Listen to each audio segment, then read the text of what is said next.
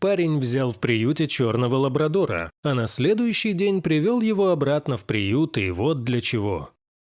Молодой человек переехал в другую страну из-за работы. В его новой квартире было пусто и одиноко, поэтому парень решил завести домашнего питомца. Парень пошел в местный приют, чтобы познакомиться с питомцами, которым нужен новый заботливый хозяин. Буквально через несколько вольеров он увидел большого черного лабрадора, который сидел и грустил в углу. В этот момент парень и сделал свой выбор. Он забрал этого песика домой. К сожалению, на следующий день поведение собаки испортилось. Молодой человек хотел отдать пса обратно, ведь у него не было времени заниматься его воспитанием. Взрослый пес стал грызть вещи и обувь. Тогда парень решил позвонить в приют, чтобы вернуть питомца. Когда он искал документы собаки, он нашел там письмо от предыдущего хозяина, которое все изменило.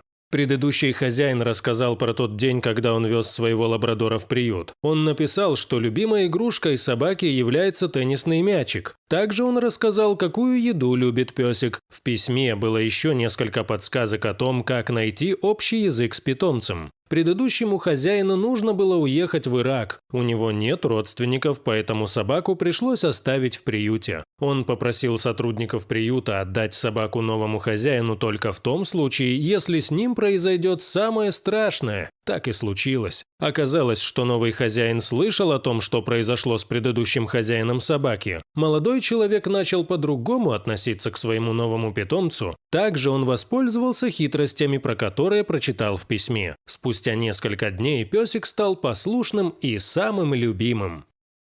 Дорогие друзья, если вам понравилось видео, поставьте лайк, а также подписывайтесь на канал, где найдете еще много интересного.